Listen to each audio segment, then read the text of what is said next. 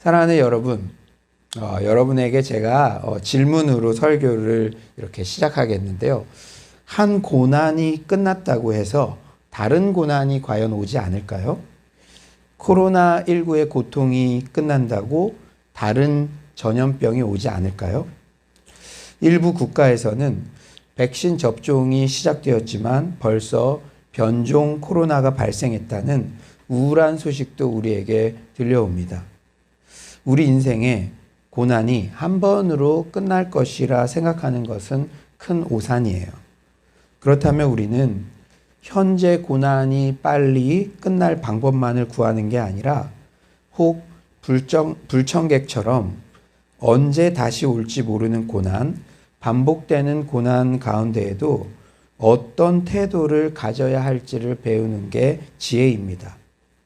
고난에 대처하는 일회적 방법보다 지속적 태도를 익혀야 하죠. Attitude is everything. 태도, 방법보다 태도를 우리가 익혀야 합니다. 오늘 본문 시편 40편은 바로 그런 지혜를 우리에게 가르쳐줘요. 시편 40편은 크게 두 부분으로 나뉘어져 있습니다. 우리가 함께 읽었던 1에서 10절은 시인이 과거 하나님께서 베푸신 구원의 기억을 되살려. 언제 하나님께서 베푸셨다고요?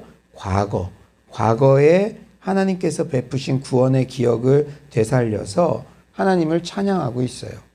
그리고 후반부의 11에서 17절은 시인이 현재 다시 당하고 있는 고난에 대해 도움을 구하는 강구입니다. 결론을 미리 말씀드리자면요. 오늘 시편 40편을 통해 얻는 교훈은 바로 신자는 과거에 받은 축복의 기억으로 과거에 받은 은혜의 기억을 통해 눈앞에 닥친 시련을 이길 힘을 얻는다는 것입니다.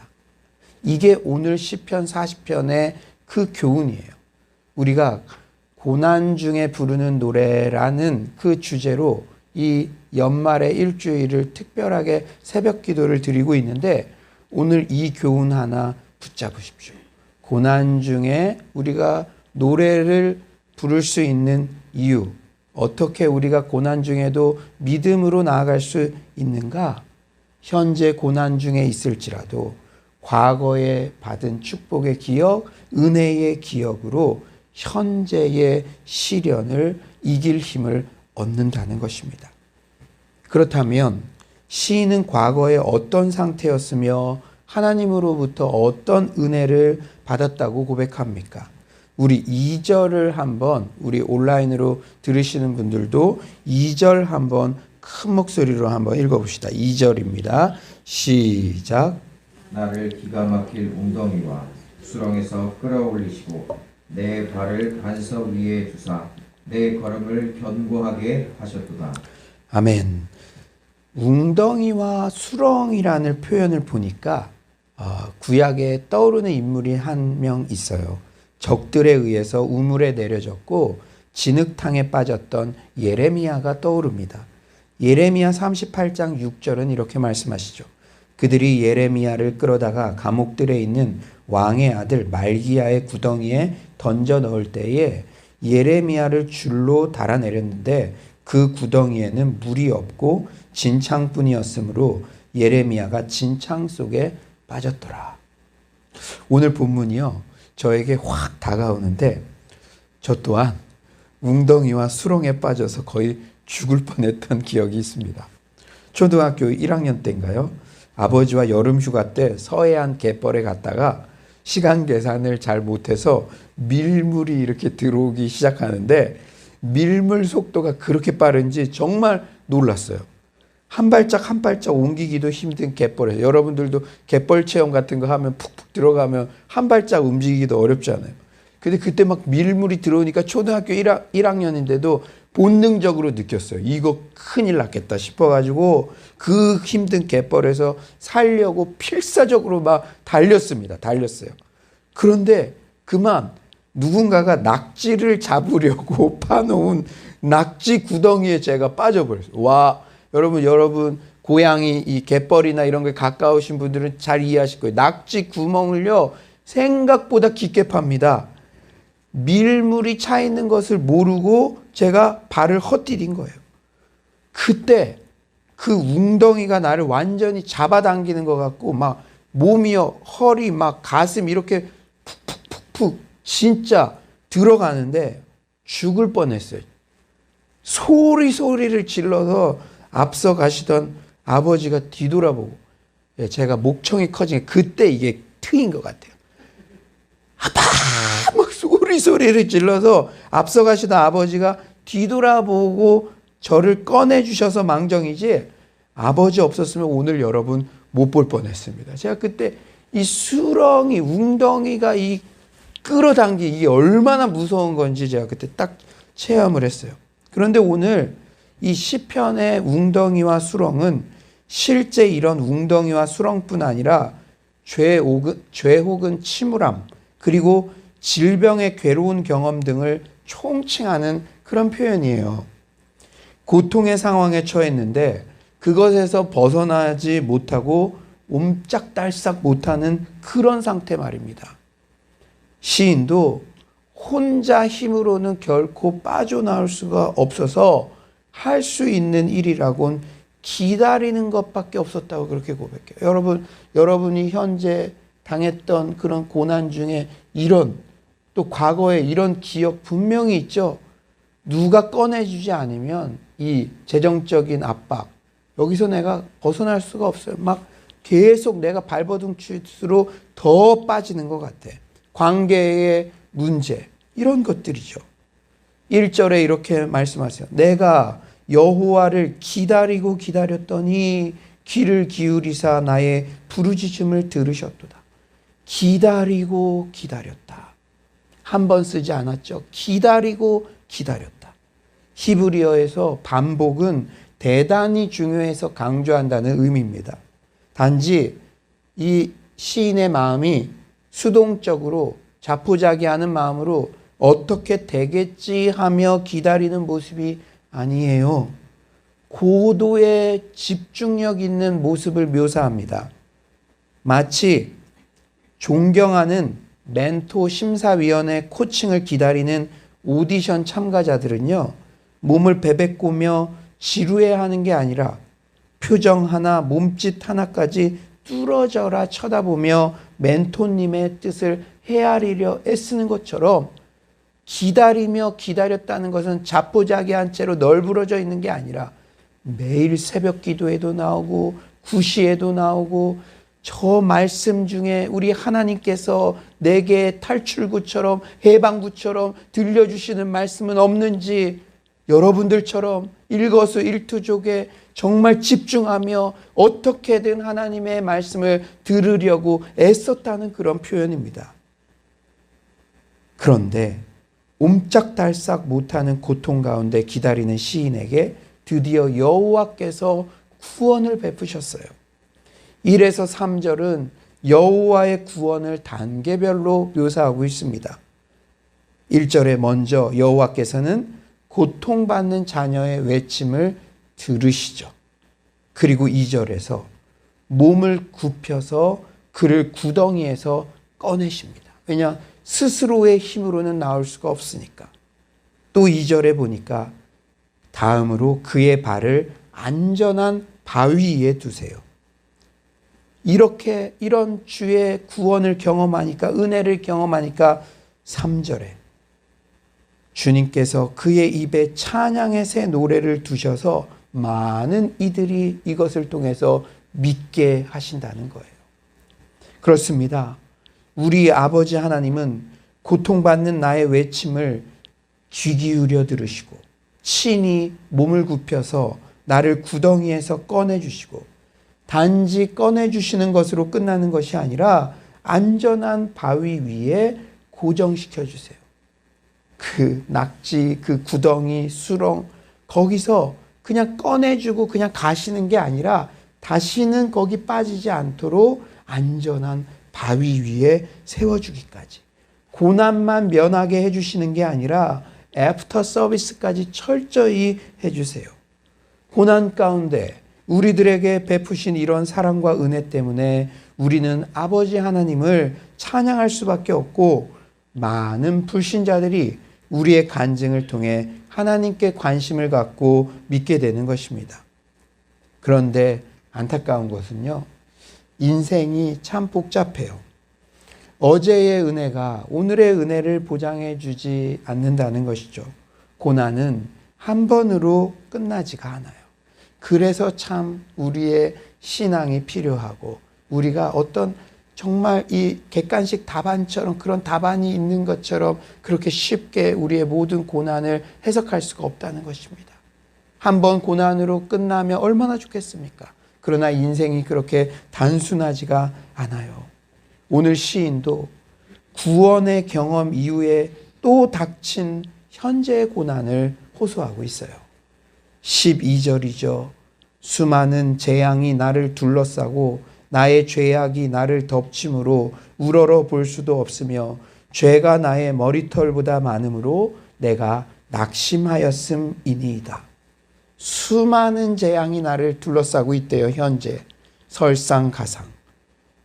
여러분, 우리 권사님들은 더 잘 아시겠죠. 인생을 더 오래 사셨으니까.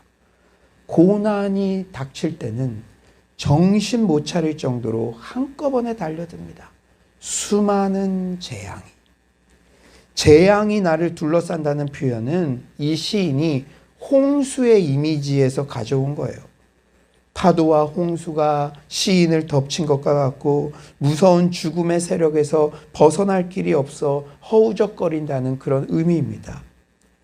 나의 죄악이 나를 덮침으로 우러러 볼 수도 없다.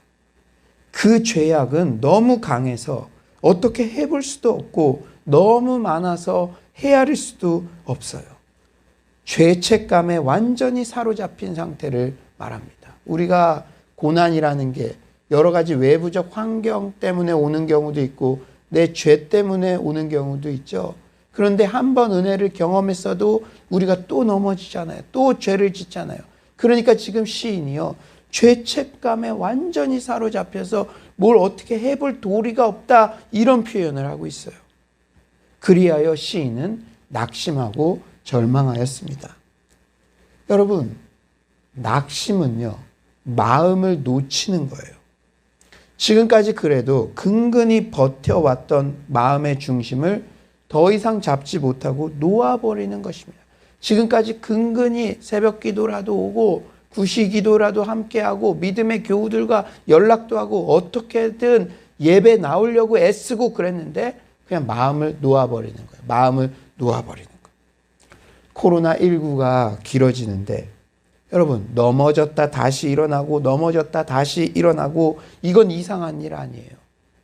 때로는 목회자인 저도 그럴 때가 있어요. 누구나 그렇습니다. 그런데 낙심만은 안 됩니다. 낙심은 죄예요. 해도 소용없다. 마음을 놓아버리는 거. 여러분, 오늘 이 새벽에 주님께서 말씀하세요. 너 힘든 거 안다. 그러나 마음을 아예 놓아버려서는 안 된다. 힘들더라도 마음을 붙잡고 믿음의 공동체 안에 의도적으로라도 붙어 있어야 한다. 붙어 있기만 하면 산다. 가지가 나무에 붙어 있기만 하면 열매를 맺는다. 지금 그렇게 우리에게 말씀해 주고 계신 줄 믿습니다. 14에서 15절은 시인이 내부적으로 자신의 정신적으로 마음적으로 당하는 고통뿐 아니라 외부의 대적자들의 상황을 그렇게 또 묘사하고 있어요. 우리 14에서 15절, 우리 온라인으로 들으시는 분들도 한번 큰 목소리로 한번 읽어봅시다. 14에서 15절입니다. 시작. 내 생명을 찾아 멸하려 하는 자는 다 수치와 낭패를 당하게 하시며 나의 해를 기뻐하는 자는 다 물러가 욕을 당하게 하소서. 나를 향하여 하하하하 하며 조소하는 자들이 자기 수치로 말미암아 놀라게 하소서. 고난의 시간에 내 문제만으로도 힘든데, 그런데 이럴 때요, 설상가상으로 고난이 막 닥쳐올 때 보면 제발 나를 좀 그대로 내버려 둬도 나 힘들다고 그러는데, 나를 대적하는 존재들까지 있어요. 기가 막히게 내가 공경에 처했다는 것을 기다렸다는 듯이 그 대적하는 존재들까지 있으면 진짜 외람된 말이지만 정말 죽을 맛입니다. 그럴 땐 막 가서 따지고 싶죠. 야, 나 자체로도 힘들어. 너가 그렇게 말 안 해도 나 자체로도 힘들어. 이렇게 막 따지고 싶죠. 여러분 14절에 시인은 어떻게 표현합니까? 내 생명을 멸하려는 자와 내가 해를 당하기를 원하는 자들이 많대요. 마치 너, 네 아들, 네 딸, 그렇게 될 줄 알았어. 막 기다렸다는 뜻이. 15절에 나를 향하여 하하하하 하며 조소하는 자들. 여러분, 시편의 표현이 너무나 솔직하지 않습니까? 시인이요, 너무나 깊게 상처가 됐으니까 의성어까지 이렇게 묘사한 거예요. 하하하하. 마치 나와 내 자녀가 고난당하기를 기다렸다는 듯이 쌤통이다 놀리며 하하하하 뒷담화하는 자들이 있다는 거예요. 여러분, 우리가 정말 잘 나갈 때는 옆에서 힘이 있으니까 이렇게 그냥 표현도 안 하고 그런 거지만, 우리가 망하거나 우리가 힘든 일을 겪을 때 오히려 그때 기다렸다는 듯이 하하하하하, 그때 너 잘 나갈 때 그때 알아봤어야지 하하하하, 이런 존재들이 있다는 거예요. 수천 년 전에 시인의 상황이나 지금이나 이런 존재들이 있다는 거예요. 그러나 반전이 일어나요. 시인은 이러한 현재의 때에도 오직 주의 인자와 진리를 붙잡기로 결단합니다. 11절이죠. 여호와여, 주의 긍휼을 내게서 거두지 마시고 주의 인자와 진리로 나를 항상 보호하소서. 이런 태도가 어디에서 나온 것일까요? 오늘 시편의 구조를 보았죠. 1절부터 10절, 과거에 나에게 베푸셨던 은혜와 그 구원을 생각하니까 옆에서 대적들이 하하하하 나를 막 할 때는 마음이 무너지는 것 같고 낙심하는 것 같았지만, 정신을 차려서 내 과거에 나와 함께했던 하나님의 은혜를 생각하니, 그때 과거 자신에게 구원을 베푸셨던 하나님의 은혜를 복기해 볼 때 비로소 하나님을 신뢰하며 하나님께 적극적으로 탄원할 수 있다는 거예요. 기도의 자리로 나아갈 수 있다는 것입니다. 그냥 마음을 놓고 낙심해서 널브러져 있는 것이 아니라 기도로 나아갈 수 있다는 거예요. 과거의 은혜를 복기해 볼 때. 13절, 속히 나를 도와주소서. 그리고 자신을 대적하는 무리들에 대해서도 적극적으로 탄원의 간구를 하나님께 드립니다. 여러분, 명심하십시오. 남 욕도요, 정말 신뢰하는 대상 앞에서만 할 수 있습니다. 그 욕을요, 옮기는 사람 앞에서 하면요, 뒤탈이 많아요. 내가 누군가에게 말했는데 그거를, 여러분 그럴 일 없겠지만 목사님에 대해서 말했는데 걔가 나한테 와가지고 목사님한테 쪼르륵 낭패당하잖아요. 낭패당하잖아요. 욕도요, 신뢰할 만한 대상 골라가면서 해야 돼. 그렇다고 오늘 끝나고 다 욕하라는 얘기가 아니라, 여러분들 고난 가운데 가뜩이나 힘든데 여러분을 조소하는 그런 나쁜 인간들 있지 않습니까? 지금 막 실명을 말하면 안 됩니다. 스쳐 지나갈 거예요. 그거 참으면 병돼요. 참으면 병돼요. 우리가 겸손해야 됩니다. 우리 다 거기서 거기인 인간이에요. 내가 뭐 그렇게 대단하게 착한 사람인 것처럼 참으면 병됩니다. 그런데 지혜가 필요해요.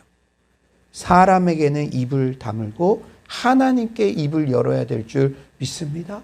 왜냐? 사람은요, 그거 해결할 능력도 안 되고 말을 옮기기가 쉬워요. 그러면 오히려 낭패로 나에게 돌아오는 거죠. 여러분들은 제가 보니까 엘레강스 하신 것 같아요. TV도 안 보시는 것 같고, 여러분들 보니까 요새 새벽에 새벽기도 나왔다가 이렇게 집에 가면 정신 잠깐 차리고 통독해야 되고 또 좀 있다 보면은 막 온라인으로 요새는 합심 기도까지 하고 구시 기도하고 막 필사하고 오늘은 또 바이블 컬리지까지 하면 몸 밖에 내가 있는지 몸 안에 내가 있는지 그렇게 하루하루 진짜 믿음 가운데 가는 것 같은데 여러분들 다 보면 엘레강스 하셔서 고상한 기도밖에 할 수 없다면 여러분들 고상한 기도만 하시고 제가 어떻게 그런 말을 해요? 나의 대적들에게 그런 말을 해요? 그렇다면 이 시편의 문구로 하나님께 아뢰십시오. 시편의 문구로. 저 XX가 오히려 수치와 낭패를 당하게 하소서. 저 XX가 물러가 욕을 당하게 하소서. 나를 비웃는 저 XX가 오히려 자기 수치로 놀라게. 목사님 어떻게 경건하지 않게 저런 말씀을 하셔? 아니에요. 오늘 시편에 그대로 적혀 있습니다. 그 경건하다고 이 시편도 다윗이 썼다고 추정되는데요. 그 영성이 있었던 다윗도요 이렇게 기도했어요. 사랑하는 여러분, 나에게 애매히 고난을 주는 자들에 대한 탄원도 하나님께서 기도로 여겨주신다는 점을 주목하십시오. 하나님 앞에서만큼은 너무 고상을 뺄 필요도 없고 내가 너무 착한 것처럼 할 필요가 없어요. 그 앞에서는 어떤 감정도 어떤 슬픔도 어떤 탄원도 그것도 다 기도로 여겨주신다는 사실을 잊지 마시기 바랍니다. 최근 미국에서 저를 코칭해 주시는 한 목사님이 계세요. 그분은 파이팅 게일이라는 유아 간질 자녀를 둔 부모님들 소그룹 모임을 인도하시는 분이세요. 여러분 자녀가 간질 환자라고 생각해보세요. 자녀들이 고통당하면 너무 괴로운데 내 사랑하는 5살 막 이런 자녀가 그 예쁜 애가 눈이 막 뒤집혀지고 거품을 물고 어느 장소에서나 예배 드리다가도 막 그런다고 생각해 보세요. 그 부모의 고통이 얼마나 크겠습니까? 그런데 이 부모님들이 병원의 다른 환자 가족들로부터 받는 상처 또한 너무 크대요. 저는 깜짝 놀랐어요. 뭐 병이 다 다르더라도 환자 가족이면 다 비슷하게 이렇게 좀 공감해 줘야 되는 게 아닌가? 그게 아니더라고. 오랫동안 간호를 해서 이게 막 자신들도 감정이 예민해져서 그런지 이 자기 자녀가 눈이 뒤집어지고 경기를 일으키는데 그 모습 보는 것만도 너무 고통스러운데 그 다른 병동에 있는 저쪽에 이제 다른 병으로 온 그 환자의 가족들이 얼마나 부모가 문제가 많길래 뭐 저런 애를 낳았어? 이런 시선으로 그렇게 경멸의 눈으로 자신을 쳐다본대요. 심지어 그 5살 난 애가 경기 일으키고 있는데 재수 없다고. 우리 가족 있는 데서 경기 일으키지 말라고. 내일 수술해야 되는데 재수 없다고. 저기 가서 그 애가 가서 경기 일으키고 여기서 그거 알았으면 걔가 그렇겠습니까? 이런 얘기들을 듣고 와서는 이 목사님 앞에서 막 토로하는 거죠. 그런 속상한 말을 들을 때 목사님은 차마 목사로서 육두문자를 할 수 없으니 오늘 본문 말씀으로 우리를 비웃는 그 XX가 오히려 자기 수치로 놀라게 하소서, 욕을 당하게 하소서, 함께 울면서 탄원 기도를 드린다고 합니다. 그러면 그 성도는 내 마음 알아주셔서 감사하다고, 그래도 너무 심하게 그러지 말자고 하면서 상처받은 그 부모님이 위로를 받으신대요. 제가 나이를 좀 1살, 2살, 우리 권사님들 앞에서는 아직도 젊지만 그리고 결혼 생활을 하면서 배워가는 게 있어요.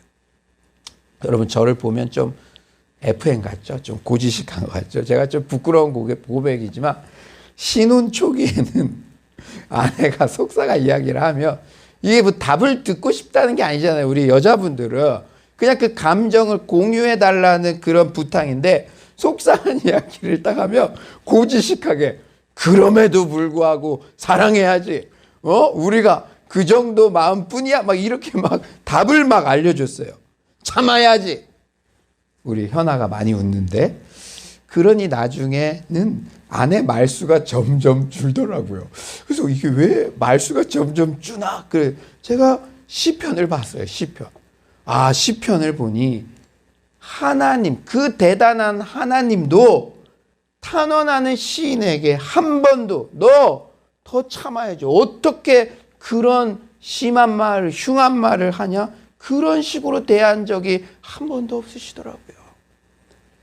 그저 일단은 공감해 주죠. 아, 제가 좀 이렇게 세월이 지날수록 더 둥글둥글해지면서 그런 거를 배우는 것 같아요. 팩트로 사람이 변화되는 게 아니라 함께 마음을 여겨주는 거, 공감. 그런데 우리가 어떤 탄원을 해도 그 고난 중에 탄원을 드려도 그것을 기도로 공감해 주시고 받아주시는 그 하나님이 계시다는 것이 얼마나 감사한 것입니까?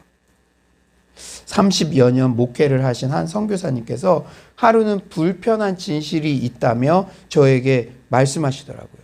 우연아, 목회를 오래 하다 보니까 착한 사람이 정신적인 어려움, 정신병에도 많이 걸리는 것 같아.